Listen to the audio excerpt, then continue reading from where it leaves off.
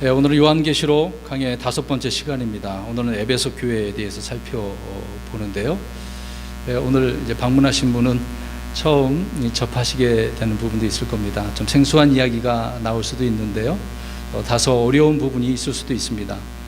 그 이유는 하나님 말씀을 바르게 올바르고 나누어야 되는 그런 필요성이 있는데, 이 나누는 부분이 있어서 우리가 제대로 나누지 못하면 혼란에, 오류에 빠질 수 있는 부분이기 때문에 그렇습니다. 좀 어렵더라도 차분히 그냥 들으시면 좋을 것 같습니다. 우리는 요한계시록 2장과 3장에서 주님이 사도 요한을 통해 당시 소아시아에 있던 7교회에 보낸 편지를 볼 수 있습니다. 이 편지는 7교회에 대한 주님의 그 칭찬과 책망을 담고 있지요. 또 약속의 말씀들도 거기에 담고 있습니다. 어떤 의미에서 계시록 2장, 3장은 계시록에서 가장 논쟁이 많은, 그리고 다루기 쉽지 않은 부분입니다. 참 어려운 부분입니다. 계시록 그 다음에 4장에서 19장까지는 우리가 알다시피 7년이죠. 그러니까 이제 통틀어서 대환란이라고 합니다. 전 3년 반, 후 3년 반. 이 환란은 명확하게 미래에 있을 일이죠. 지금 현재 있는 게 아니라 앞으로 있을 일이라고 주님께서 사도 요한에게 말씀을 하고 있는 겁니다. 그 다음에 20장과 22장까지는 천년왕국과 새 예루살렘, 역시 미래에 있을 일입니다. 그러나 우리가 지금 이제 살펴볼 7교회가 이제 계시록 2장과 3장이죠. 이 두 장에 대해서는 기록 당시에 교회에 국한해서 보는 그런 경향가 있습니다. 그때에만 있는 것이다 라고 하는 부분도 있어요. 또 교회사 전체의 예언으로 보려는 그런 견해가 있습니다. 그래서 또 세대 시간별로, 연대별로 나누는 그런 부분도 있어요. 그 다음에 대환란 시대 교회로 보려는 그런 견해 등이 있습니다. 물론 우리가 요한계시록은 사도 요한이 주의 날에 주님의 말씀을 받은 것이기 때문에 거의가 미래에 대한 이야기를 말씀하고 있는 부분입니다. 이런 부분을 잘 이해를 못하면, 이따가도 말씀드리겠습니다만은, 다 지금 여기 있는 말씀들을 교회에다가 적용하려고 한단 말이죠. 그래서 이런 문제로 혼란에 빠지게 되어지는 겁니다. 자, 이런 부분을 좀 우리가 이해하기 위해서 간략하게 잠깐만 그 세 가지로 이 3장을 적용할 수 있다라는 부분을 말씀드리고 싶습니다. 첫 번째로는 역사적으로, 아까 이제 얘기했던 부분이지만, 그 2장, 3장은 사도 요한이 반모섬에서 유배된 가운데, 이제 그 당시 AD 90년경이라고 하지 않습니까? 사도 요한이 97년도에 죽었다라고 하는 그 역사적으로 전설로 남아 있는 부분이긴 하는데요. 아무튼 90년경에 유배돼서 이 말씀을 받은 거 아니겠습니까? 그 당시 소아시아의 지역 교회들을 대상으로 보낸 편지입니다. 사실이죠. 실제적으로 그 당시에 있었던 교회들에게 말씀한 부분입니다. 그게 이제 역사적으로 우리가 살펴보는 겁니다.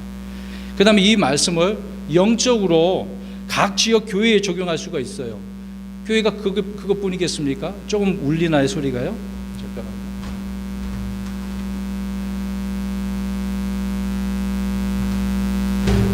죄송합니다. 소리를 아까 볼륨을 좀 조정을 했었는데, 두 번째로 영적으로 적용하는 문제가 있는데, 이 영적으로는 아까 말씀드린 것처럼 각 지역 교회, 그리스도의 초림부터 이제 오시는 공중으로 재림하시는 재림 때까지 그 교회의 시대의 역사를 말씀하고 있다라고 하는 부분입니다. 그리고 이 부분 속에서 믿는 그리스도인들 개개인에게 적용하는 부분이 되겠죠. 그래서 이 부분도 이따가 우리가 살펴볼 것입니다.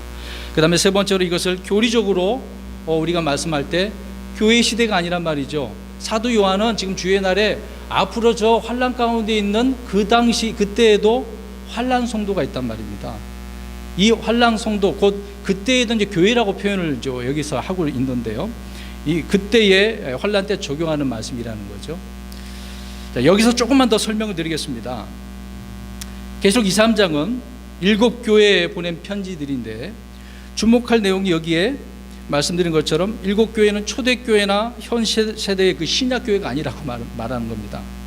이 교회들은 대환란 때 이 땅에 있을 환란 성도들의 교회인데요. 자, 여기서 환란 성도들의 교회라고 할 때, 교회라고 하는 명칭은 우리 주님 믿는 사람들, 예수 그리스도를 믿고 구원받은 사람들이지 않습니까? 저와 여러분이 지금 교회, 신약 교회잖아요. 근데 우리는 주님의 몸된 교회란 말입니다. 근데 환란 가운데도 지금 교회에 대한 이야기를 말씀을 하고 있다는 얘기죠. 그래서 약간의 혼란스러운 그런 이유가 있습니다. 말씀드린 것처럼 환란이 있기 전에 믿는 자들은 주님께서 공중으로 오셔서 데려가시잖아요. 그래서 휴거하게 된단 말입니다. 그렇기 때문에 왜 이 환란으로 올라가 있는데 이 땅에 또 환란 가운데도 교회가 있습니까? 이런 질문이 있을 거예요. 그래서 이 문제로 인해서 교회가 환란 통과한다 안 한다 치고받고 싸우는 그런 일이 있었다고 우리가 많은 말씀을 통해서 우리가 살펴보지 않았습니까? 자, 우리가 알아야 할 것은요, 이 교회라고 하는 게 어떤 형태의 교회인가 이것부터 알아야 돼요. 자, 이것을 이해하면은 우리가 쉽게 말씀을 알 수가 있습니다. 우리 신약 교회는 주님의 몸된 교회이죠. 이건 뭐 변하지 않는 사실입니다. 그러나 스데반이 설교를 하면서 자기 백성들에 대한 한참 창세기에 나오는 또 출애굽기에 나오는 이스라엘 백성들에 대한 이야기를 하죠. 그때 이스라엘 백성들이 이집트에서 나왔을 때 그들을 향하여서 광야 교회라고 사용을 했지 않습니까? 그러면 그들은 주님의 몸된 교회인가요? 아니죠. 이집트에서 나온 이스라엘 백성들이라는 것입니다. 근데 그들을 향하여서 광야 교회라고 이야기한다는 것입니다. 스데반은 그리스도인이 아닙니까? 근데 왜 이런 표현을 했을까요? 그러니까 어떤 회중을 일컬어서 교회라고 표현한다는 것입니다. 근데 이 교회라는 사실이 이제 사도행전에도 한 번 더 언급된 부분이 있어요. 사도행전 19장 37절에서 가서 보면은요. 그때 지금 복음을 전하다가 이제 그 다이애나 또 주피터 이 숭배하는 그 신전이 있었단 말입니다. 그 신전에서 이제 여러 가지 물건을 놓고 그들 나름대로의 이제 숭배하기 때문에 물건을 갖다 바치지 않겠어요. 그때 고울 서기가 이런 문제로 막 문제가 있을 때 고울 서기가 이야기합니다. 그 교회의 건물이라고 이렇게 물건이라고 표현하고 있거든요. 그러니까 그들도 그 신전을 놓고 뭐라고 표현한다고요? 교회라고 표현했다는 것입니다. 주님의 몸된 교회만 교회라는 표현이 아니라 우리는 주님의 몸된 교회이지만 이 교회라는 단어가 우리 교회가 있기 전에도 교회라는 말이 사용됐고 교회 있을 때도 사용됐고 그 이후에도 사용하고 있다는 겁니다. 그 이후에가 오늘 지금 계시록 2장에 나온 교회들이죠. 근데 이 교회들은 앞으로 한참 후에 있을 그런 교회라는 말이죠. 그런 부분에 있어서 사용되고 있다는 것입니다. 그래서 우리가 지금 살펴보고 있는 계시록의 7교회는 세 가지 면에서 교리적으로 환란 때에 환란 성도들의 그 모임을 교회라고 표현한다는 것입니다. 물론 이때는 주님의 몸된 교회가 아니라고 분명히 말씀드렸죠. 물론 우리가 환란 때에도 7년 가운데 그들이 예수 그리스도의 이제 복음을 듣고 구원 받아야 됩니다. 그때도 마찬가지죠. 그렇다고 해서 그들이 신약 교회는 아니라는 사실입니다. 이런 점으로 볼 때 교회라고 하는 의미를 우리가 나눠서 잘 이해를 해야 한다라고 하는 부분입니다. 사도 요한은 주의 날에 성령 안에서 7교회와 7교회의 천사들을 보았고 전사를 보았고 또 각 교회의 천사들에게 주님께서 기록하라고 한 것들을 써서 교회에 보내죠. 여러분 좀 이걸 이해를 하셔야 됩니다. 미리 성경을 읽어오신 분들은 이해하실 건데 그렇지 않은 부분은 이게 도대체 목사님 무슨 이야기를 합니까? 이제 그렇게 지금 생각할 수도 있을 거예요. 자, 여기서 1절에서 또 우리가 좀 이따 다 살펴볼 건데요. 잘 보십시오. 주의할 것은 편지는 무슨 교회 천사에게로 이렇게 시작하고 있잖아요. 자, 그렇게 시작을 하고 있지만 그 편지를 받아서 읽는 것은 그의 교회의 천사가 아니라 누구죠? 어디죠? 그 교회라는 말입니다. 여러분 이 단어 하나하나가 계시록의 아주 중요한 부분을 말씀하고 있는 겁니다. 쉽게 생각하고 내 생각대로 판단해버리면 해석이 이상하게 되겠죠. 오리에 빠질 수 있다는 겁니다. 그래서 요한은 자신이 쓴 편지를 교회로 보냈지 결코 천사에게 보내지 않았습니다. 이게 무슨 말인지 좀 이해하셔야 돼요. 왜 이야기를 하냐면 오늘 이따가 1절에 보면은 누구에게 편지를 쓰라고 하고 있습니까? 지금 그 얘기를 하려고 얘기를 하고 있는 거예요. 자, 교회 천사에 대한 부분입니다. 그래서 천사에게 보내지 않은 거예요. 이제 천사에게 이렇게 지금 쓰라고 하지 않았습니까? 자, 그 부분을 더 설명드릴게요. 천사에게 글을 쓸 수는 있지만 그것을 천사에게 보낼 방법이 있을까요? 천사는 어디에 있는데 주로 우리가 생각하면 어디에 있습니까? 하늘에 있죠. 물론 이따가도 말씀드리겠습니다만 우리와 또 함께 있는 부분도 있습니다. 근데 보이지 않는데 어떻게 보내겠어요? 예를 들어서 우리가 쪽에다 뭘 편지를 써갖고 사랑하는 아버지 하나님 딱 쓰고 하나님 앞에 보내야 되는데 보낼 수 있겠습니까? 하나님 어디에 계시죠? 저 하늘 셋째 하늘에 계시지 않습니까? 그런 것처럼 천사에게 보내지는 못해. 쓰긴 썼는데 보내지는 않은 겁니다. 보낸 것은 어디에다 보낸 거라고요? 에베소 교회에다가, 7 교회에다가 다 써서 보낸 거죠.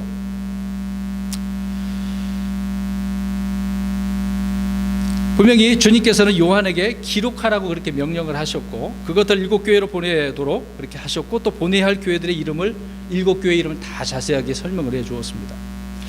여러분 아까도 말씀드린 부분이지만 교리적으로 계시록 2장 3장이 대환란 따위 환란 성도들로 구성된 교회임은 내용을 보면 우리가 이렇게 제가 설명하는 대로 알 수가 있습니다. 지금도 계속 울리나요?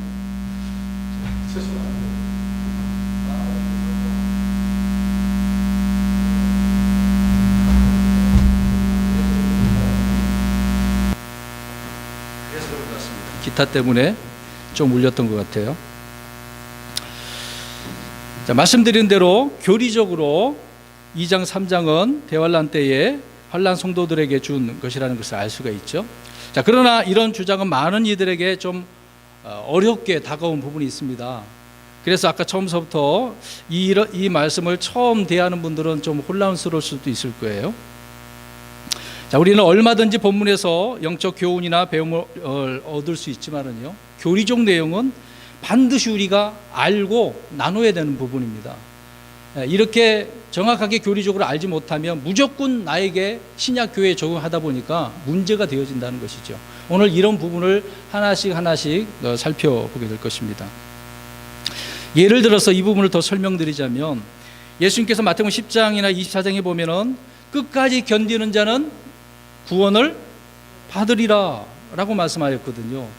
그러면 끝까지 견딘다? 그럼 어떻게든 뭐 도망 다니든가 아니면 끝까지 잘 믿어야 된다, 이제 그런 이야기가 되지 않겠습니까? 이 말씀은 교회에 주어진 이야기가 아니잖아요. 이 말씀은 앞으로 주의 날에 있을 그 말씀을 제자들에게 설명해 주는 말씀이었거든요. 근데 이 시대의 크리스천들에게 이 말씀을 적용하려고 하다 보니까 얼마나 많은 혼란이 있습니까? 이 말대로 그냥 그렇게 주장한다 한다면 구원의 요건이 죽을 때까지 어떻게 해야 되는 거예요? 구원받으려면 견뎌야 돼요. 여러분 지금 살다가도 무슨 문제가 있으면 끝까지 살아남아야 되네? 그런 말씀이 된다는 이야기입니다. 이것은 자연스럽게 은혜를 통한 믿음의 구원이 아니라 행위 구원이 되기 때문에, 그래서 지금 많은 교회들이 지금 행위 구원을 가르치고 있는 것 아니겠습니까? 이런 부분 하나하나가 굉장히 중요한 거죠. 믿음으로만 구원받는다고 오직 은혜라고 그렇게 강조를 하고 있는데 은혜가 아니라고 지금 이야기하고 있기 때문에 큰 문제가 되어지는 것이죠. 그래서 이런 부분을 온전히 못 놔두다 보니까 신천지에 빠져서 신천지들이 주장하는 그 교리대로 많은 사람들이 흔들려서 그쪽으로 이동되어지는 부분이 있지 않습니까? 주님께서 전 세대에 걸쳐서 모든 사람들에게 준 성경 말씀을 항상 현재 우리에게, 나에게 주신 말씀이라는 생각과 판단은 그래서 오류에 빠질 수 있다라고 하는 부분입니다. 여러분 설교나 성경 공부 시간에 크리스천들이 구약의 율법을 현 시대 나에게 적용하려고 하는 것이나 또 환란 때 구절대로 오늘날 우리에게 믿는 신자들에게 적용하려고 하는 것은 큰 문제가 되어진다는 것이죠. 그니 7 교회의 시대를 2000년 역사를 우리가 이제 적용한다라고 할 때 에베소 교회는 언제 한번 우리가 안중에 있었을 때 살펴본 말씀이 될 것입니다. 에베소 교회는 사도 시대 때라고 이제 그렇게 표현하고, 또 서머나 교회는 로마 제국의 교회를 박해하는 그런 때, 그 시대를 말한다. 그 다음에 버가모 교회는 로마 제국이 교회를 받아들이는 그런 시대. 그 다음에 두아디라 교회는 로마 제국이 교회를 통제하는 시기고, 그 결과로 로마 카톨릭이 이제 득세하는 그런 암흑 중세 시대라고 그렇게 표현하지 않습니까? 그때가 이때다. 그 다음에 사대 교회는 로마 교회로부터 교회가 벗어나는 시기, 곧 종교개혁 시기다, 그렇게 표현합니다. 그 다음에 빌라델비아 교회는 근대 선교운동의 물결이 일어난 시대라고 해서 엄청난 그 선교의 그 부흥이 일어난 부분이 있지 않았습니까? 그 다음에 마지막에 라오디게아 교회는 기업화된 현대 교회로 특징은 미지근하다는 거죠. 차지도 덥지 않은 그런 상태. 그리고 그들은 부자라고 표현하고 있고요. 그래서 이에 따른 그들의 그 교회의 결과물이 무엇이겠습니까? 라오디게아 교회 보면은 죽은 교회라고 말씀하고 있는 거죠.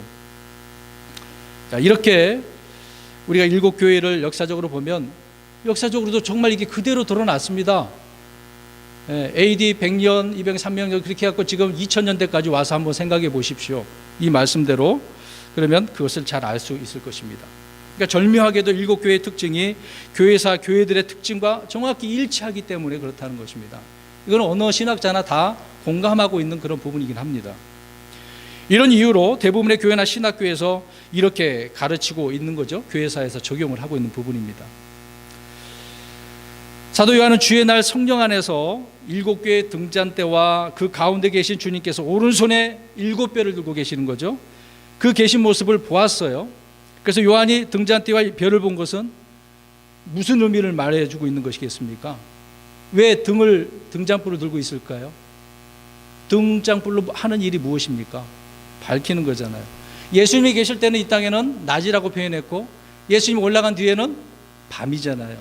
이 밤에는 불을 밝혀야 되는 부분이기 때문에 그래서 이제는 의의 해가 떠오를 때까지 이 시대는 밤이죠. 예수님께서 의의 해로 태양이 이렇게 오셔야 되는 거 아닙니까? 그때까지는 밤의 시대니까요. 그럼 여기까지 우리가 잠깐 살펴본 부분이 될 거고요. 1절을 이제 보시겠습니다.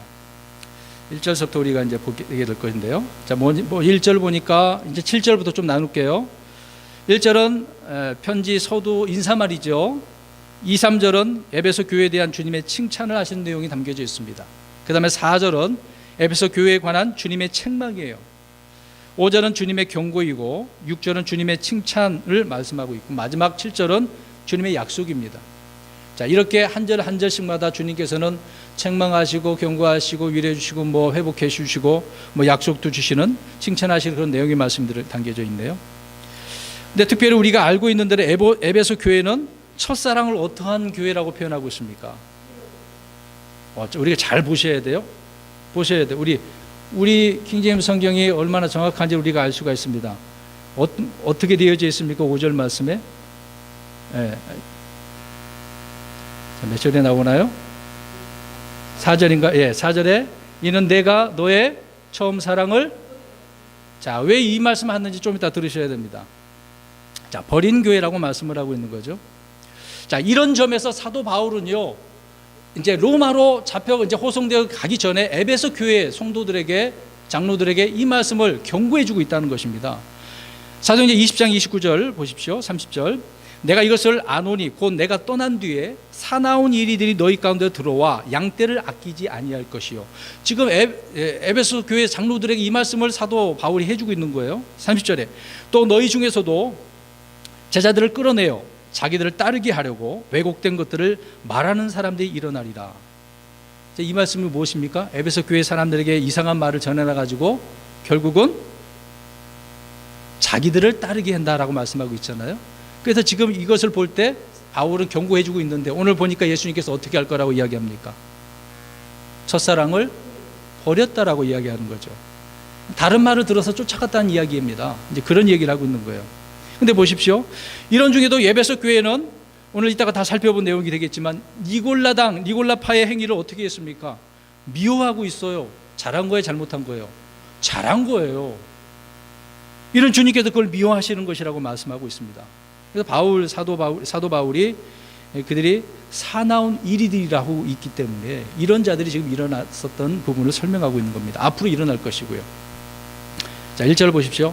에베소 교회 천사에게 쓰라. 오른손에 7뼈를 붙잡고 있는 이 곧 7 금 등잔대의 한가운데를 거니는 이가 이것들을 말하노라. 주님은 요한에게 에베소 교회 천사에게라고 쓰라고 말씀하고 있네요. 아까도 언급했던 부분입니다.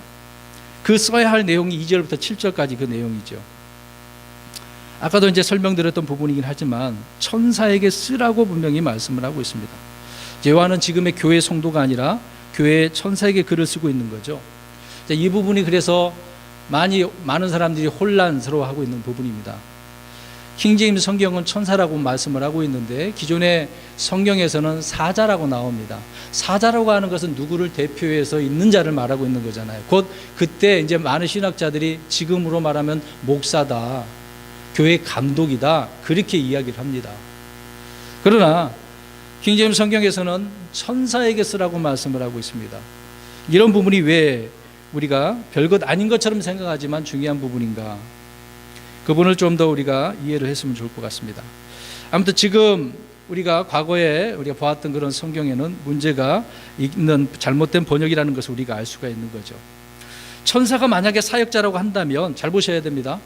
7교회에 보낸 편지는 그 목회자에게 준 개인 편지가 되기 때문에 그렇습니다. 그래서 지금 누구에게 쓰고 보내고 그게 중요한가를 설명하고 있는 거죠. 또 교회가 아닌 교회 목회자들의 잘한 점, 잘못된 점, 그 책망을 하고 있잖아요. 칭찬도 하고 있고요. 그들에게 말한 것이 되는 것 아니겠습니까? 그렇게 되면 주님은 교회가 아니라 교회 사역자들을 책망하고 경고하고 꾸짖는 내용이 되고 말기 때문에 그렇습니다. 그래서 특정한 자에게 준 것처럼 오해를 할 수 있는 부분이기 때문에 잘못된 부분을 우리가 바로 잡아야 되겠죠. 본문의 내용은 교회에 관한 것이지 교회 감독자에게 관한 말씀이 전혀 아니다라고 하는 부분입니다. 7별은 7교회의 천사들이라고 하지 않았습니까? 그 7별로 보인 교회의 천사는 교회의 사역자를 상징하는 것이 아니라 7 등불로 보인 교회를 이제 현현이라고 표현해야 되겠네요. 나타난다, 이제 드러난 그런 존재라는 것을 알 수가 있습니다. 그래서 그런 존재인 교회 천사에게 쓰라고 말씀을 하고 있는 거죠. 말씀드린 것처럼 만약 교회 천사를 사역자, 사자로 정의하게 되어지면 내용 자체가 앞뒤가 안 맞기 때문에 그렇다는 것입니다. 여러분 계시록 2장 10절 13절을 보십시오. 이건 이제 다음 서문화 교회에 대한 이야기입니다. 그 서문화 교회 천사에게 내가라고 되어져 있어요. 그러니까 단수 복수를 우리가 잘 나눠야 된다고 말씀드렸습니다. 내가, 이 내가는 천사를 말하는 거예요. 천사라고 썼다가 그 다음에 바로 너희를 이라고 말씀하고 있습니다. 이 너희는 성도들을 말하고 있는 거죠. 또 주님은 버가모 교회에게 쓴 글에서도 마찬가지입니다. 내가 단수로 나오죠. 내가 그 다음에 너희 성도들 이렇게 복수로 나옵니다. 한 명의 천사가 갑자기 복수의 천사들이 될 수 없는 그런 내용이죠. 그러니까 여기에 나오는 내용은 천사들이 아닌 교회에 관한 내용이라는 것을 또 우리가 알 수 있는 것이죠. 여러분 천사는 광야에서 주님을 돕는 자였습니다. 또 다니엘 12장에도 보면은요, 다니엘에게 말씀을 전해준 가브리엘도 있지요. 또 전쟁하는 미가엘이 나옵니다. 그러니까 말씀을 전할 때는 그렇게 천사로 나오다가 갑자기 전사로 이제 미가엘로 나오죠. 또 예수님이 승천할 때 두 천사는 증인이었다고 말씀을 하고 있습니다. 천사들은 하늘에서 전쟁을 그래서 수행하기도 하고 또 이 땅에 내려와서 성도들을 돕고 섬기는 그런 사역자들이라고 히브리서 1장 7절과 14절에 말씀을 하고 있는 거죠. 그래서 천사를 교회의 감독이나 장로, 목사로 본다는 것은 전혀 근거가 없는 그런 내용들이다. 그래서 이 말씀을 우리 지금 설명드리고 있는 겁니다. 그냥 아닙니다 라고 넘어가 버리면 이해가 안 되잖아요. 모르는 분들이 알아야 되는 부분이기 때문에 설명을 드렸습니다. 그래서 히브리서 1장에 그런 섬기는 영들이라고 말씀하고 있다라고 하는 부분을 성도 여러분들에게 잠시 말씀을 드렸습니다. 자, 계속해서 말씀을 보겠습니다. 1절 보십시오. 에베소 교회 천사에게 쓰라. 에베소 교회는 바울, 아볼로, 디모데, 두기고 등이 사역하던 초대 교회 중에 가장 유명한 교회였었습니다. 또 에베소서 우리가 그 편지를 우리가 서신서를 또 알 수 있지 않습니까? 이 에베소라는 이름의 뜻이 온전히 목적된이라고 하는 그런 뜻입니다. 뭐 그 당시에 지역 이름이 그런 문제가 있었던 것 같아요. 그런 이름을 달고 있었던 것 같습니다. 전혀 에베소 교회 천사에게 글을 쓰게 하셨는데 실제 말씀드린 것처럼 천사가 아니라 에베소 교회였다라고 하는 부분이고요. 그래서 그 말씀을 한 번 더 우리 성도 여러분들에게 설명을 드리고 있는 겁니다. 그래서 에베소 교회는 에베소 교회 천사에게 보낸 편지를 받을 때 그 자신들이 그 수신임을 잘 알고 있었다는 거죠. 그들은요. 우리가 이런 자들이라는 것을요. 그래서 이것을 우리가 이해를 좀 해야 된다라고 하는 부분입니다. 1절은 그렇게 생각하시면 될 것 같고요. 자, 2절입니다. 내가 내 행위와 수고와 인내와 또 내가 악한 자들을 용납하지 못함을 아노니 스스로 사도라고 말하나 사도가 아닌 자들을 내가 시험하여 그들이 거짓말하는 자들임을 알아내었으며. 자, 여기 보니까 내가 자 보세요. 내가 이렇게 설명을 하고 있네요. 자, 내가 할 때는 주님이시고 내가 할 때는 이제 교회를 이야기하겠죠. 자, 주님은 천사를 대상으로 말씀하고 있는데, 자, 내용은 교회 천사나 목사가 아니라 교회 자체에 대한 그런 내용을 2절에서 그렇게 설명을 하고 있는 겁니다. 그래서 주님은 에베소 교회의 행위와 수고와 인내를 아셨다라고 설명을 하고 있습니다. 이 부분을 뒤에서 더 자세하게 말씀드리겠습니다만은요. 자, 교회는 성도들의 믿음의 뭐라 그러죠? 행위, 데살로니가서에 나오죠. 그 다음에 사랑의 수고, 그 다음에 소망의 인내가 있어야 됩니다. 근데 잘 보셔야 됩니다. 오늘 에베소 교회는 어떻게 말씀을 하고 있습니까? 2절 잘 보십시오. 내가 내 행위와 수고와 인내. 뭔가 좀 이상하지 않습니까? 좀 눈치 못 채셨어요? 좀 더 설명을 드려야 될 것 같네요. 자, 주님은 에베소 교회가 악한 자들을 또 용납하지 않으심을 또 알고 있네요. 세 가지도 알고 계시고 또 악한 자들 용납하지 않은 것도 알고 계십니다. 에베소 교회는 아까 이제 사도행전 20장 살펴보았잖아요. 바울이 떠나면 누가 온다고 그랬어요? 사나운 이리들. 그러니까 양의 탈을 쓰는 그런 이리들이 들어온 거죠. 곧 거짓 대언자, 거짓 사도, 또 거짓 교사들을 이들이 용납했다는 거예요, 안 했다는 거예요? 안 했다고 하지 않습니까? 구절을 잘 보십시오. 근데 잘하고 있는 거예요. 지금 칭찬하고 있지 않습니까? 은밀히 기어 들어오는 이런 자들을 지금 이단들을 척결했어요. 잘했습니다. 자, 초대 교회, 당시 에베소 교회에 있던 악한 자들이 무엇인지 우리가 잘 봐야 됩니다. 그럼 이런 금방 간단하게 살아온 일이라고 그랬으니까 그렇게만 알면 안 되겠죠. 사도행전 19장 13절에 가서 보면은 떠돌아다니는 유대인 술사들이 있습니다. 지금 우리가 성경 읽기 하고 있는데 이 부분이 읽으셨을지도 모르겠네요. 떠돌아다닌단 말입니다. 유대인들이 그러면 돼, 안 돼요? 그들은 자기들 땅에 있어야지. 지금 널리 세계 각국으로 흩어져 있는 상황 아닙니까? 근데 떠돌아다니고 있으면서 떠돌아다니면 많은 사람들을 이렇게 힘들게 하는 부분이 있었던 거죠. 이런 술사들이 있었습니다. 또 19장 15절에 악한 영들이 있고요. 사도행전 19장 19절에는 마술사들이 있습니다. 또 19장 24절에는 우상을 제작하는 그러니까 공업자들이 있었어요. 새기는 자들이 있었다는 겁니다. 이런 악한 자들이 지금 교회에 들어왔다는 이야기예요. 살며시 들어왔다는 겁니다. 그런데 이런 자들을 용납했다고요? 하지 않았다는 것입니다. 그 당시 에베소는 거대한, 아까도 말씀드린 것처럼 다이아나 신전이 있죠. 지금도 역사적으로 있지 않습니까? 무너져 있지만은 있긴 있어요. 그 자리가, 터가 있습니다. 거기에 이교도 제사장들도 있었을 것이고 마술사들이 넘치는 그런 도시였다는 것입니다. 에베소 교회는 그런 이교도의 그 전통과 풍습을 그래서 단호히 배척하고 있었다는 겁니다. 우상의 도시인데요. 그런 사람들을 용납하지 않았다.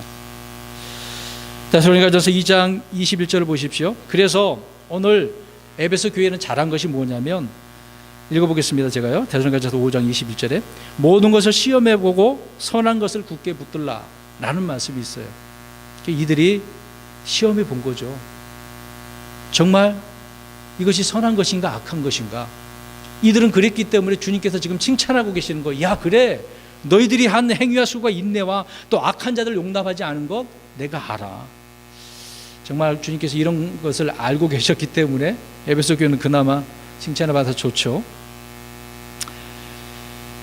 수많은 거짓 대언자, 거짓 사도들, 거짓 교사들이 거기에 있었다는 것입니다. 그래서 시험했던 것이고요.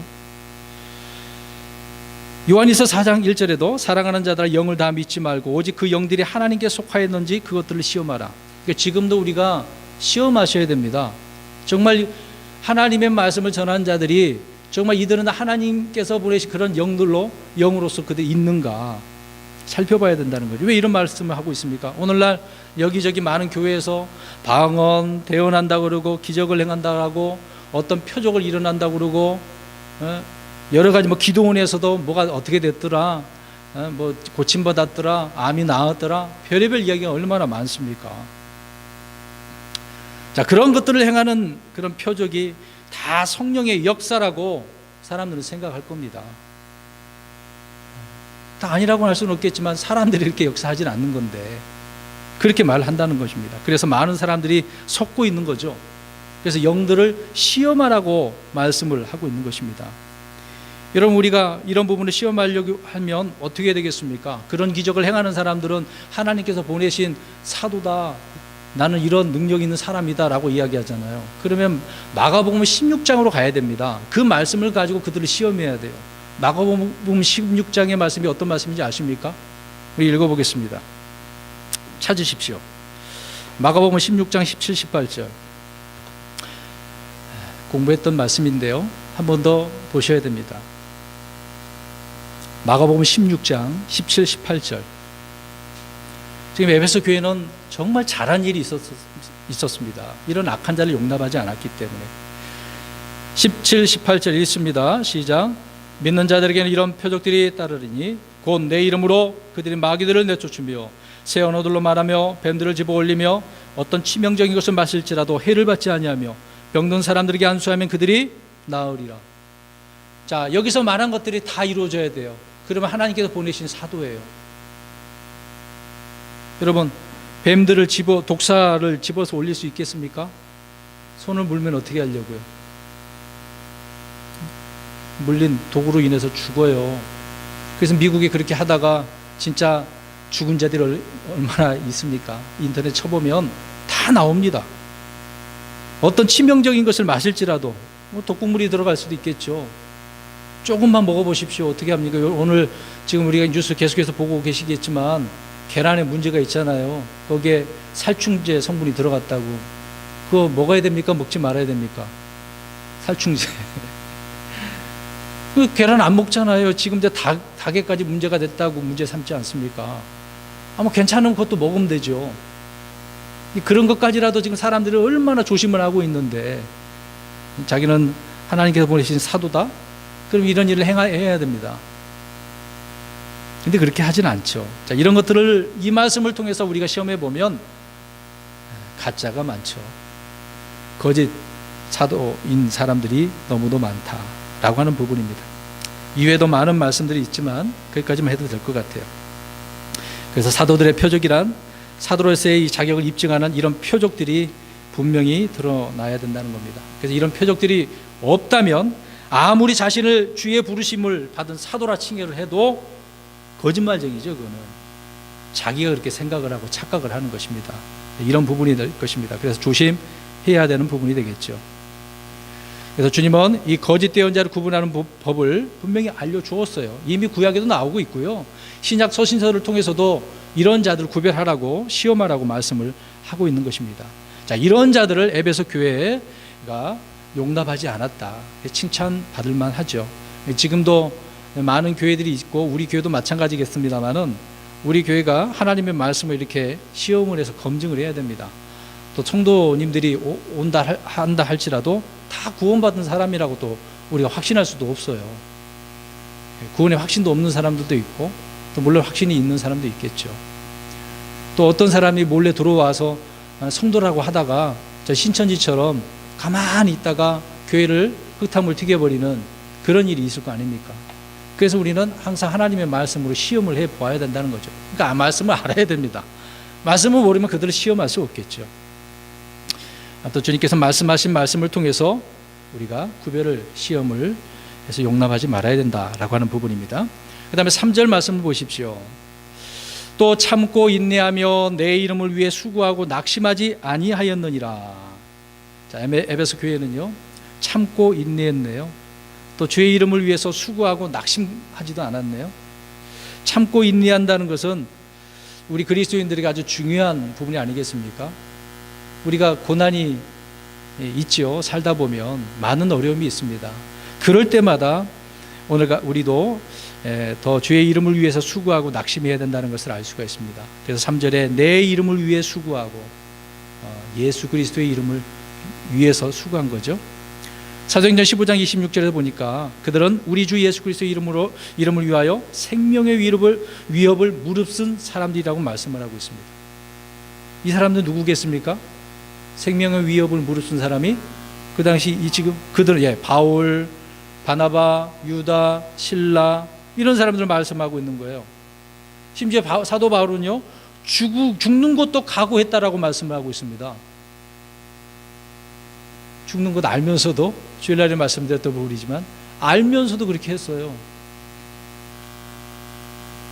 에베소 교회는 이런 점에서 참으로 본이 되는 그런 교회였다는 것을 우리가 알 수 있습니다. 그들은 주의 이름을 위해서 일하면서 낙심까지 하지 않았다는 거죠. 낙심하지 않았습니다. 저와 여러분 어떻습니까? 신앙생활 하면서 어때요? 조금만 어려우면 금방 낙심이 오죠. 또 먹고 사는 문제, 그래서 살다 보면 빚도 지고 어려움도 많이 당하지 않습니까? 또 육신의 병까지 오면은 더 낙심이 되죠. 또 사람들이 나를 공격해 보십시오. 욥기서 보면은 욥의 친구들이 잘못한 욥에게 계속해서 이야기하잖아요. 너는 이것 때문에 그래, 너가 잘못한 것 같아, 죄 때문에 이런 문제가 생겼다.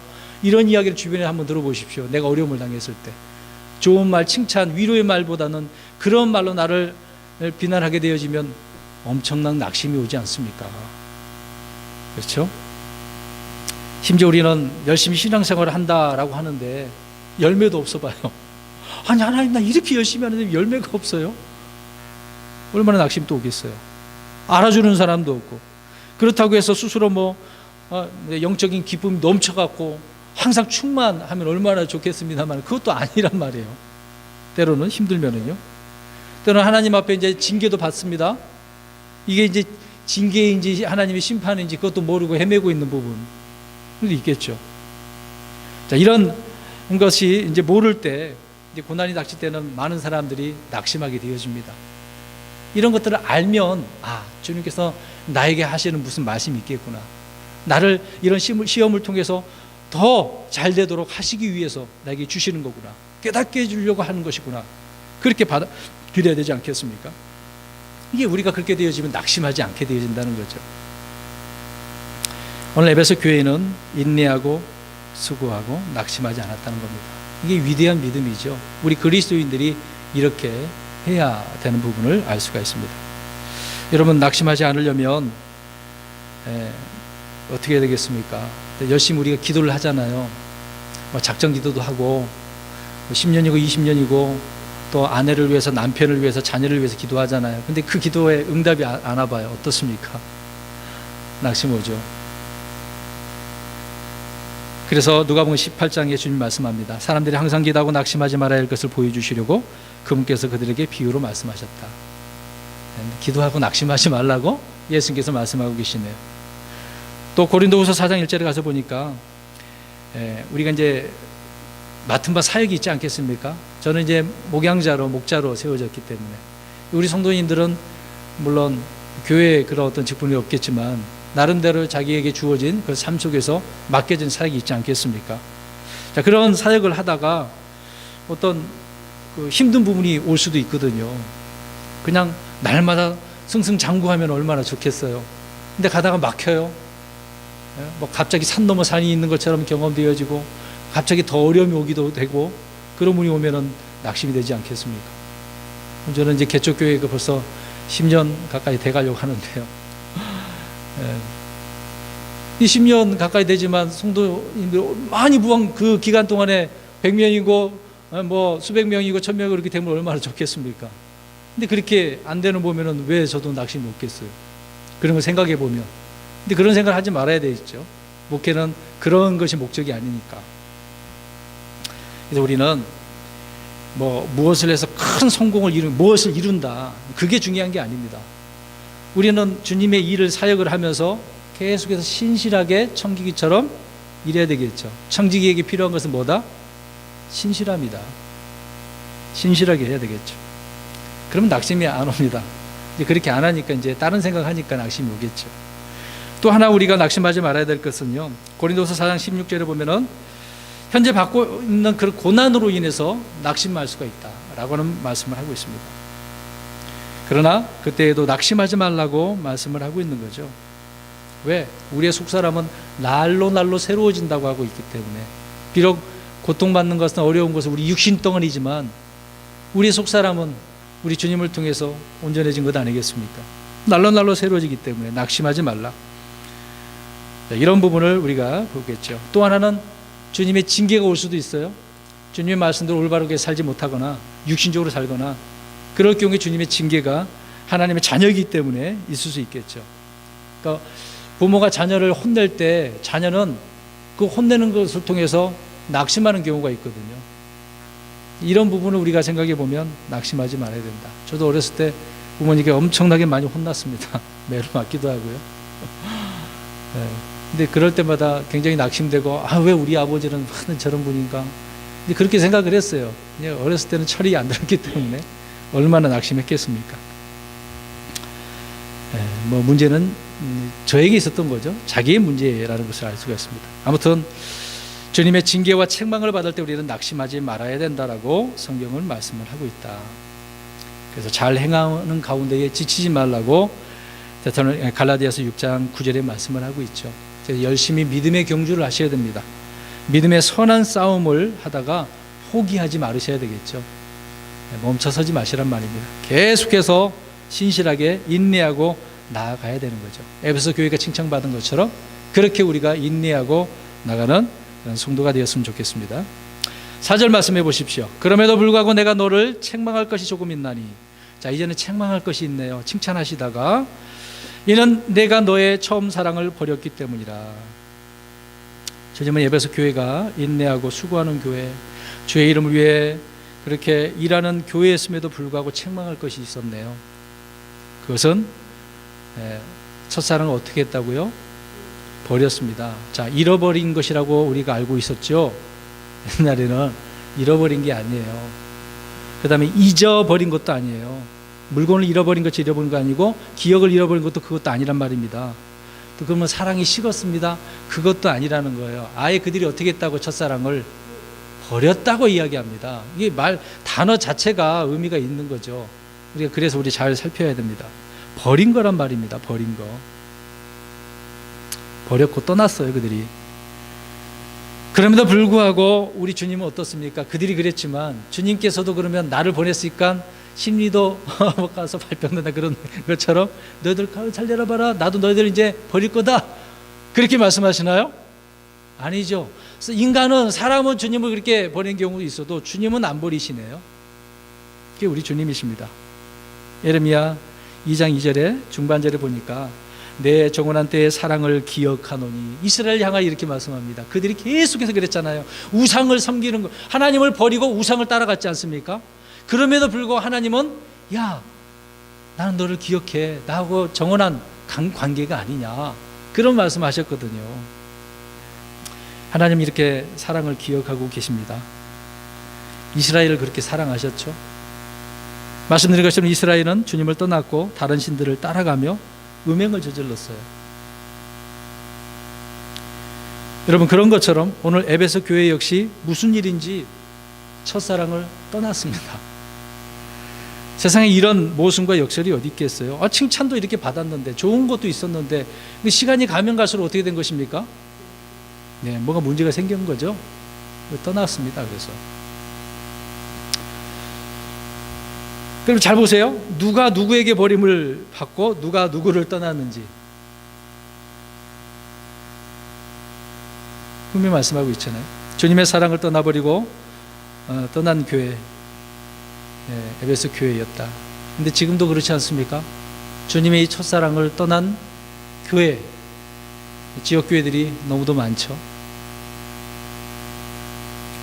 주님의 사랑을 버리고 떠난 교회는 하나님보다 무엇을 더 사랑할까요? 마태복음 6장 24절에 만몬, 재물을 더 사랑한다고 이야기합니다. 자, 들어보세요. 디모데후서 3장 4절에 하나님을 사랑하기보다는 쾌락들을 더 사랑한다고 이야기합니다. 자, 이 말씀들이 그냥 있는 게 아니거든요. 우린 여러 서신들을 여기저기서 발견할 수가 있습니다. 또 하나 디모데후서 3장 2절에는 하나님보다 자기를 더 사랑했다고요. 요한복음 12장 43절에 하나님의 칭찬보다 사람들의 칭찬을 더 사랑했다고요. 지금 사랑 이야기 하잖아요. 무엇을 더 사랑했는지.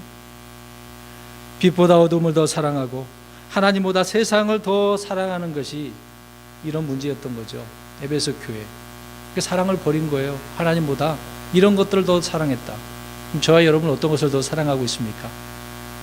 이제 여기서 예배 드렸어요. 말씀을 이제 하고 뭐 기도도 하고 했는데 집에 가면 들어가자마자 TV 켜고 있고 네? 뭐 영화 보고 있고 우리 삶이 그래요. 집에 가면 다른 사람은 또 어떻겠습니까? 우리가 더 시간을 주님 앞에 더 할애를 해야 되지 않을까요? 내가 이 조그만 것 가지고 하나님 나 이만큼 사랑합니다 라고 우리가 포장할 때가 너무도 많은 거죠. 하나님보다 더 사랑하는 부분들이 얼마나 많습니까? TV를 사랑하고 요새는 너무 TV들이 계속해서 전화가 와요. 유선 방송에서 채널 더 늘려줄 테니까 몇 달 동안 공짜로 줄 테니까 보라고. 아니 안 봐요. 뭐 보지도 않는 걸 뭐 보라고 하냐고요. 그것만 보고 있으면 계속 그거 볼 거 아닙니까? 그렇죠? 자꾸 시간과 환경을 이렇게 안 좋은 쪽으로 하나님보다 다른 것들 더 사랑하게 만드는 것이 지금의 환경이라는 것을 알 수가 있습니다. 조금만 치우치면 우리가 이렇게 하나님의 사랑을 버릴 수 있는 부분이 있겠죠. 조심하셔야 되는 부분이 있겠네요. 자, 5절입니다. 시간이 없어서 보겠습니다. 그러므로 내가 어디로부터 떨어졌는지 기억하고 회개하며 처음 행위를 하라. 예수님께서 처음 행위를 어떻게 하라고 합니까? 하라. 만일 그리하지 아니하고 내가 회개하지 아니하면 내가 속히 내게 가서 내 등잔대를 그 자리에서 옮기리라. 무서운 말씀이 기록되어져 있네요. 주님의 에베소 교회에게 내가 어디로부터 떨어졌는지 기억하고 회개하라고 말씀합니다. 에베소 교회는 사랑보다 뭐가 더 앞선 거예요? 아까 보니까 세 가지. 자 보세요. 지금 사랑보다 일, 수고, 행위가 앞섰단 말입니다. 칭찬은 받긴 받았는데 뭐가 빠졌다고 아까 이야기했잖아요. 데살로니가 교회 뭐가 빠졌다고 그랬어요? 지금 세 가지 했잖아요. 일, 수고, 행위. 믿음의 행위, 사랑의 수고, 소망의 인내가 빠졌단 말입니다. 근데 열심히 일하고 수고하고 행위만 하고 있어요. 사랑이 없고. 사랑 없이 지금 이걸 한다는 이야기입니다. 오늘날 교회도 생각해 보십시오. 주님의 사랑은 없이 열심히 일하고 수고하고 하고 뭐 그런 일을 하면 다 된 것처럼 생각하잖아요. 그게 아니라는 것입니다. 지금 사랑이 없잖아요. 사랑을 떠나버려 놓고 일을 하고 있다는 이야기잖아요, 지금요. 잘하긴 잘하는데 내 첫사랑을 떠났기 때문에 너희들 이거 문제가 있는 거야. 지금 그것을 책망하고 있는 거잖아요. 그들은 악을 분별하고 거짓을 시험하며 용납하지 않았고 주님을 위해서 일을 하긴 했는데 기꺼이 고난을 받긴 받았는데 사랑을 떠나서 처음 사랑을 가지지 못하고 있었다. 다시 그래서 가지도록 주님께서 말씀을 하고 계시는 거죠. 말씀드린 것처럼 성도들 중에서 너무나 열심히 주를 섬기고 교회 일을 하면서요, 정작 주님의 말씀에 대한 어떤 막 흥분을 해서 막 기도하고 막 믿습니다 그러잖아요. 이제 그런 것들이 이제 하나의 체험으로 옛날 것으로 생각하고 지금 그런 거 안 해요. 생각을 하면서 이제는 옛날에 그랬었는데 뭐 과거 이야기하면 그렇잖아요. 옛날엔 열심히 밤새도록 기도하고 기도 응가고 막 했는데 지금은 안 해. 그런 분 있어요, 없어요? 저도 그랬거든요. 학생 때 막 중고등학교 때 이제 고등학교 때 토요일 날 교회에서 예배 마치고 바로 그냥 저기 청계산 성남에 살 때였으니까 기도 응가고 그랬거든요. 가서 기도하고 그런 훈련 해야 된다고 해서 그 당시에는 그렇게 했습니다. 그때는 이제 장로교 때였으니까 열심히 했어요. 근데 지금 그렇게 안 해? 기도 생활? 주님께서는 말씀을 하고 계십니다. 회개하라고 말씀하고 계시죠. 그러면 데살로니가 1장 3절하고 오늘 2장 2절을 비교해 보시면 알 거예요. 아까도 여러 번 말씀드렸던 부분이지만 오늘 2장 2절에 보니까 내 행위와 수고와 인내, 믿음도 없고 사랑도 없고 소망도 없는 이런 것을 가지고 열심히 하고 있으니까 사랑을 다시 돌려 첫사랑을 다시 이걸 알아야 돼 라고 말씀합니다. 그래서 회개하라고 말씀하고 있는 거죠. 그래서 이 세 가지의 차이가 있는 겁니다. 믿음, 소망, 사랑. 사도 바울이 강조하는 부분이 있지 않습니까? 이것을 가지고 열심히 일을 해야 되는 부분이 있었던 것이죠. 근데 에베소 교회는 믿음, 사랑, 소망이 없이 부지런히 일했고 주님은 이것을 그래서 책망하시고 회개하라고 말씀하셨다라고 하는 부분입니다. 계속해서 5절 보십시오. 내가 회개하지 않으면 내가 속히 내게 가서 내 등잔대를 그 자리에서 옮기리라. 옮긴다고 생각하니까 구원을 또 잃어버린 게 아닌가, 그런 말씀이 아니죠. 실질적으로 교회, 이때 에베소 교회는 어느 자리일까요? 지금의 터키 서쪽에 있는 이즈밀이라고 하는 그런 장소 지역이에요. 근데 지금 거기가 터키 사람들이, 터키인들은 그들의 종교가 뭡니까? 이슬람이잖아요. 보세요. 그래서 주님께서 지금 그들의 자리를 어떻게 버렸어요? 옮겨버렸다니까요. 지금 그 말씀을 하고 있는 겁니다. 회개하지 않고 첫사랑을 다시 안 가지니까 옮겨버리는 거죠. 뭐 성지순례 갔다 오라고 오신 분들이 터키 지방도 여기 들렸다고 오신 분들 계시더라고요. 뭐 터만 남았다고 하는 부분이, 뭐 누가 살지도 않는 거고. 그 지역들은 다 무슬림이 차지하고 있는 지역 아닙니까? 터키에도 얼마나 숨은 교회가 있을지는 모르지만, 근데 이들은, 지금 에베소 교회는 이 말씀대로 따르지 않은 부분이 있지 않는가. 이것이 역사적으로 그래서 옮겨버렸던 그런 부분을 말씀하고 있는 겁니다. 그 다음에 6절입니다. 그러나 내게 이것이 있으니 곧 내가 니골라당의 행위를 미워하는도다. 나도 그것을 미워하노라. 아주 여기 또 칭찬받으시네, 이제 받았네요. 니골라당의 행위를 어떻게 했습니까? 미워했네요. 주님께서는 미워하시고. 이 니골라당이라고 하는 뜻을 옛날에 제가 장로교 때 목사님을 통해서 들었을 때는 이런 의미가 아니었었거든요. 잘 들어보십시오. 이 니골라라고 하는 그런 의미는 제사장 체계, 성직자, 또 종교 체계를 말을 하고 있는 것입니다. 그래서 이런 종교를 꽉 잡고 있는, 권력을 잡고 있는 자들이 성도들을 어떻게 합니까? 말 안 들으면 너 혼나 라고 하는 그런 부분이라는 거죠. 지배한다는 겁니다. 이런 부분이 있어서 예수님께서 마태복음 20장 또 23장에 말씀하고 계시는데요. 20장 25절에서 27절을 제가 읽을게요.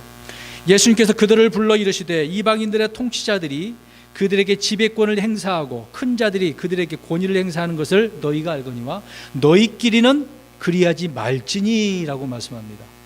그러니까 제자들에게 말씀하고 있는 거예요. 야, 통치자들이, 종교 지도자들이 이렇게 하게 될 건데 그들은 그렇게 하고 있단 말이야. 그러나 너희는 그렇게 하라 하지 말라. 미리 말씀하고 계셨던 거죠. 제자들은 서로 간에 이런 어떤 지배하는 것, 권위를 행사하는 것은 안 된다라고 이 말씀한 부분을 설명하고 있는 거죠. 자, 이것을 지금 에베소 교회는 잘 행하고 있었다는 것입니다. 참 잘하고 있네요. 니콜라라고 하는 단어를 뜻을 좀 설명드리면, 니코와 라오스, 이 두 단어가 합성어예요. 니코라고 하는 단어는 정복하다, 정복자, 지배자라는 뜻이거든요. 라오스라고 하는 것은 백성들, 서민. 그러니까 백성들을 어떻게 하는 겁니까? 지배한다는 이야기죠. 근데 그런 자들이 그 당시 있었지만, 이런 자들을 지금 에베소 교회가 어떻게 하고 있습니까?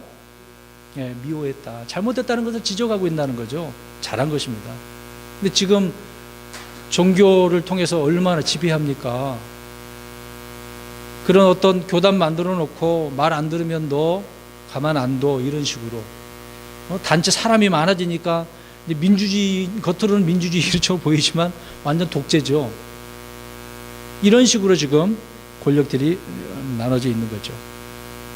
그래서 초대교회 때 이미 이런 성직자 계급이 침투에 들어온 거죠. 교회 안에 이런 게 들어왔습니다. 그러나 에베소 교회는 그들을 미워했다라고 말씀을 하고 있는 것입니다. 마지막 7절입니다. 귀 있는 자는 성령께서 교회들에게 말씀하신 것을 들을지어다. 이기는 자에게는 내가 하나님의 낙원 가운데 한가운데 있는 생명나무에서 나는 것을 주어 먹게 하리라. 자, 여기서 이제 굉장히 혼란스러운 말씀이 있을 겁니다. 왜 이 말씀이 우리가 앞으로 대환란에 있을 그런 내용의 말씀인지 보셔야 됩니다. 자, 예수님께서 친히 말씀하고 계시죠. 성령님께서 말씀하시는 부분을 설명하고 있습니다. 성령님은 우리가 아시는 대로 주이시고 하나님이시죠.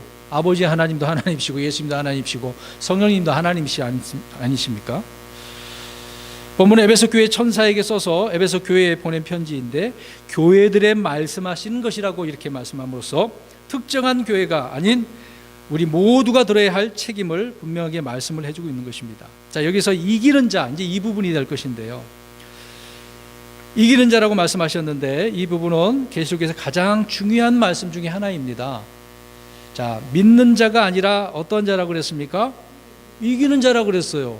이기는 자. 그러면 저와 여러분은 잘 견뎌서 이길 수 있습니까? 이제 여기서 이제 함정에 빠지는 거예요. 네. 자, 믿는 자하고 이기는 자를 우리가 좀 살펴볼 건데 이 둘은 서로 다른 것일까?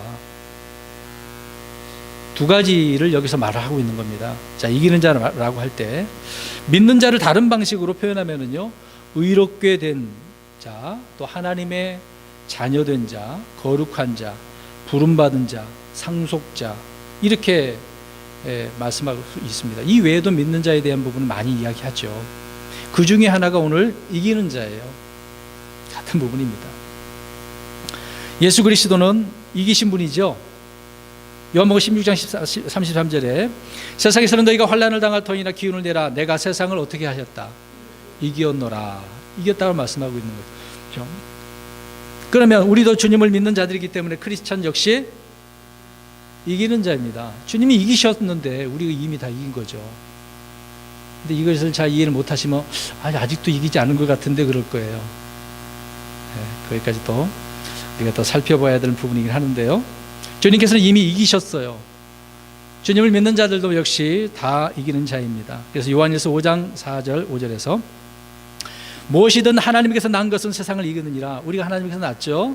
세상을 이기는 승리는 이것이니 곧 우리의 믿음이니라. 우리는 저와 여러분 믿음이 있어요, 없어요? 믿음이 있습니다. 내 믿음이 아니라 우리 그리스도의 믿음이죠. 이 믿음을 통해서 우리가 이긴 것입니다. 그 다음에 예수님께서 하나님의 아들이심을 믿는 자가 아니면 누가 세상을 이기는 자니. 우리가 저와 여러분이 주님을 믿습니까, 안 믿습니까? 예, 하나님, 예수님께서 하나님의 아들이심을 믿고 있잖아요. 그렇기 때문에 이긴 자예요. 우리는 이미 이긴 자라는 것입니다. 그래서 이 구절을 우리 그리스도인들에게 적용을 해서 믿기는 하지만 이기지 못하는 자, 승리하지 못하는 자는 대환란을 통과해야 된다. 또 영생을 얻지 못한다는 그런 식의 교리는 잘못된 거란 말입니다. 이제 구분을 해야 된단 말이에요. 우리 크리스천들은 누구나 이미 승리자라고 성경은 말씀을 하고 있습니다. 그러나 우리가 이미 알고 있듯이 지역교회 내에 모든 사람이 다 신자가 아니에요. 아까 처음에도 얘기했죠. 교회에 나왔다고 해서 그가 믿는 사람이라고 할 수가 없습니다. 확인해 봐야 된다니까요. 시험해 봐야 돼요. 직분이 뭐 장로는 뭐 하겠어요. 권사는 뭐 하겠어요. 우리는 그런 호칭도 안 쓰지만 구원 못 받은 사람 많아요. 돈만 내고서 그렇게 되는 분들이 얼마나 많은데요. 그런 사람들이 이기는 자가 아닙니다. 또 영적인 사람, 육적인 사람, 불신자들이 함께 섞여 있는 교회가 바로 교회죠. 그런 분들이 교회 오면은 뭐 가르쳐서 믿게 하긴 해야 되겠지만, 근데 대부분 그런 성도들이 많이 있다. 특히 대형 교회는 더 그러겠죠. 뭐 우리 같이 얼마 안 되는 교회는 뭐 뻔히 다 알고 있으니까 다 드러나겠지만, 큰게는 모르죠. 근데 숨기니까. 이 구절들을 우리가 적용하면 이기는 자는 크리스천들이 죄를 이기고 세상을 이기고 마귀를 이기고 또 육신을 이기는 등의 영적 전투와 삶에 적용할 수가 있겠죠. 이런 부분이 있어서. 그래서 우리 이미 이겼지만 또 삶 속에서도 이기고 있는 부분이 있지 않습니까? 말씀을 또 이겨야 된다, 승리해야 된다, 이런 말들 왜 하겠습니까? 또 기도에서 또 이겨야 된다, 그런 표현을 하잖아요. 우리는 마귀를 대적해서 싸워야 하고 또 죄와 싸우되 피 흘리기까지 대항해야 돼요. 피 터지게 싸우라는 이야기입니다. 저 마귀와. 근데 그렇게 안 한다고요. 안 싸운단 말입니다. 싸워야 되는데. 또 에베소서 말씀하고 있는 것처럼 하나님의 전신갑주를 입고 또 손으로에는 또 뭐가 있어요? 성령님의 검이 있잖아요. 그래서 자꾸 싸워야 되는 거 아닙니까? 그래서 이기는 자를 우리 크리스천에게 적용한다면 아무런 문제가 없겠죠. 그런데 문제는 또 하나가 있어요. 우리 그리스도인들에게 이기는 자인데 대환란 때에도 이기는 자가 있단 말입니다. 이겨야 된단 말입니다. 그들은요. 계시록 15장 2절 가서 보십시오. 자, 대환란 때 성도들에게 이기는 자라고 이제 말하고 있는 것은 우리와 다른다라고 하는 것을 알 수 있습니다. 또 내가 보니 불 섞인 유리바다 같은 것이 있는데 짐승과 그의 형상과 그의 표와 그의 이름의 수를 이기고, 자 보세요. 지금 뭐 그래서 666 옛날에 얼마나 많이 나왔습니까? 지금 뭐라고 그러죠? 그 칩, 베리칩 이거 받으면 안 된다. 우리랑 전혀 우리 교회하고는 상관없는데 얼마나 많은 사람들이 거기 빠졌습니까? 근데 환난 가운데는 그때가 있어요. 대환난 가운데는 이런 일이 생긴단 말입니다. 그때는 이것을 받아야 돼, 받지 말아야 돼요? 받지 말아야 돼요. 표를 받으면 안 돼요. 짐승의 표. 그러면 안 돼요. 자, 여기서 이들은 복을 믿는 자가 아니라 짐승과 그의 형상과 그의 표와 그의 이름이 수를 이기고 승리한 자들이라고 말씀을 하고 있습니다. 아까 읽은 계시록 15장 2절 말씀이에요. 그러니까 대환난 때 끝까지 그래서 견디는 자, 예수 그리스도의 믿음과 하나님의 계명을 지키는 자가 이기는 자라고. 그때도 환난 때도 예수 그리스도 계명을 지켜야 돼요. 그 계명은 또 율법적인 부분이 있겠죠. 그때는 그래서 죽기까지 신실해야 된다라고 말하고 있는 겁니다.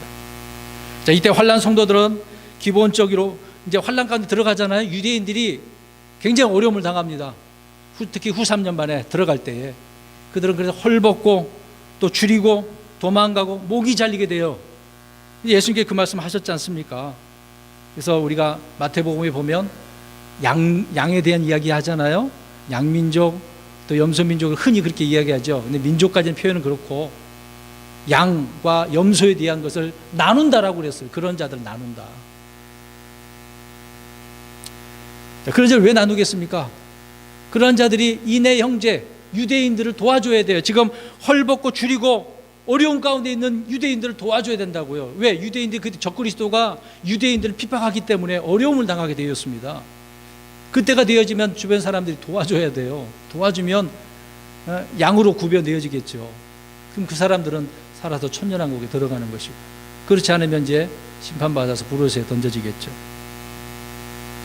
자, 그러한 자들로 나누기 때문에 환난 때 성도들은 이렇게 헐벗고 도망가고 이렇게 살아야 돼요. 짐승의 이름 또 그 수 666 있죠. 항상 그러니까 그들의 이제 어떤 형상이 있지 않습니까? 그런 형상 따위에게 경배하지 않고 표를 받지 말아야 된다. 자, 그럴 때 그러한 자들이 여기서 도망가고 살아남아야 되겠죠. 그래서 그것을 이겨야 된다. 그래서 이기는 자라고 말씀을 하고 있는 겁니다. 그래서 환난 때 주님은 이기는 자에게 그들에게 주시는 복이 있어요. 우리 그리스도인은 아닙니다. 이제 보셔야 돼요. 우리는 이미 다 받은 건데 계시록에 다 나와 있어요. 이 말씀이. 오늘 이제 2장 교회에 대한 얘기를 다 말씀하고 있어요. 이기는 자라고 나오잖아요. 각 교회마다 이기는 자 계속 나오죠. 그때 이기는 자에게 주어지는 겁니다. 자, 이 7절 오늘 읽은 말씀처럼 보니까 이기는 자는 생명나무 실과를 얻게 되겠죠. 그 다음에 2장 11절 가서 보십시오. 둘째 사망에게 해를 입지 않는다. 그 다음에 2장 17절 보십시오. 이기는 자는 감추어진 만나를 주워 먹게 하며 새 이름이 기록되어 있는 흰돌을 주신다. 그 다음에 이 계시록 2장 26절을 보십시오. 이기는 자는 민족들을 다스릴 권능을 주신다. 그 다음에 3장 5절에 보십시오. 이기는 자는 흰옷을 주시고 그의 이름을 생명책에서 지워버리지 않고 시인하신다. 또 3장 12절에 이기는 자는 하나님의 성전에서 기둥이 된다고 말씀하고 있네요. 그 다음에 3장 21절에 이기는 자는 주님과 함께 왕자에 앉는 것을 허락받는다고 말씀합니다. 그 다음에 마지막으로 21장 7절에 이기는 자는 모든 것을 상속받는다. 환난 가운데 이들은 그렇게 이겨내야 되는 거네요. 여러분, 환난 때 이기는 자들에게 주어진 복은 우리 성도들에게는 이미 다 이루어진 거예요. 우리는요. 그들은 그렇게 해야 됩니다. 우리는 주님을 믿는 순간 이런 것들이 다 되어졌습니다. 말씀드린 것처럼 자, 생명나무에 대한 얘기 나오잖아요. 우리 그리스도인들이 생명나무에서 나는 과실을 먹어야 돼요, 안 먹어야 돼요? 먹을 필요가 있어요, 없어요? 우리는 안 먹는다고 그랬습니다. 왜요? 예수 그리스도를 믿음으로 말미암아 우리는 이미 영원한 생명을, 영생을 얻었기 때문에. 영생을 얻었는데 뭐하러 그걸 또 먹어요? 따먹을 필요가 없는데. 그러니까 환난 성도들은 생명나무에서 나는 과실을 따먹어야 돼요. 그러니까 예수님께 그걸 주신다고 하잖아요. 이겨야 하는 자들에게. 그래서 천년왕국 동안 그걸 따먹고 사는 겁니다. 육신적으로. 우리 그리스도인들은 그게 아니죠. 그래서 환난 성도들이 생명나무에서 나는 것을 먹어야 하는 이유는 영원한 생명을 얻기 위한 것이죠. 그들은 그렇게 먹어야 되는 것입니다. 우리는 이미 영생을 얻은 거죠. 앞으로 이제 올라가면 실행이 되겠죠. 약속을 지금 받은 것이니까 우리는요. 이미 주님을 구주로 영접한 신자들은 하나님의 아들로서 영원한 생명을 얻었다라고 아까도 말씀드렸던 부분입니다. 여러분 계시록 22장 14절 가서 보십시오. 마지막 구절을 될 것입니다. 그물의 명령들을 행하는 자들은 복이 있나니. 자 보세요. 명령들을 행하는 자는요, 이것은 그들이 생명나무 이르는 권리를 소유하게 하며 그 문들을 지나 그 도시로 들어가게 하려 합니다라고 이야기합니다. 자, 이 말씀 잘 보십시오. 그러면 생명나무에 이르는 길이 언제 막혔을까요? 그렇죠. 에덴 동산 아담과 이브가 있었던 그들이 쫓겨났지 않습니까? 그래서 다시는 들어갈 수 있어요, 없어요? 없어요. 근데 이것을 주님께서는 왜 문들을 지나가 다 들어가게 하라고 말씀하시네요. 아담이 하나님의 명령대로 행하지 않고 불순종으로 에덴에서 쫓겨나고 그래서 그 길이 막혔던 것이죠. 이것을 회복하는 겁니다. 그러니까 성경은 자꾸 회복에 대한 이야기가 많이 나오죠. 자, 오늘 말씀을 정리합니다. 구절별로 설명을 했는데 에베소 교회 칭찬과 책망과 경고 말씀이 있었는데, 에베소 교회는 대단히 많은 장점을 소유한 아주 안정적이고 완벽에 가까운 그런 교회였었습니다. 칭찬도 많이 받았잖아요. 그리고 건전한 교리와 신앙생활에 열심을 간직하고 있는 그런 교회였었어요.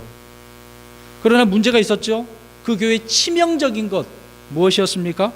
처음 사랑을 버렸어요. 잃어버린 것도 아니고 잊어버린 것도 아니고 식어버린 것도 아니고 버렸다고요. 버렸어. 언제부턴가 주님의 사랑을 버리고 있었던 거죠. 근데 그것을 모르고 완전히 그냥 버리게 되어지는 상태. 어쩌면 이것도 우리가 지금 영적 교훈을 우리가 생각해 보면 지금 이 시대의 모습과 다르지 않을 것이라고 생각이 되어집니다. 겉으로는 사랑 얼마나 이야기합니까? 뭐 아가페 사랑, 십자가 사랑.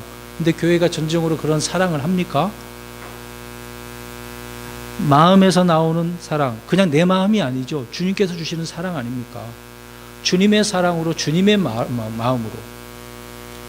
그것이 온전한 교회에 대한 모습이죠.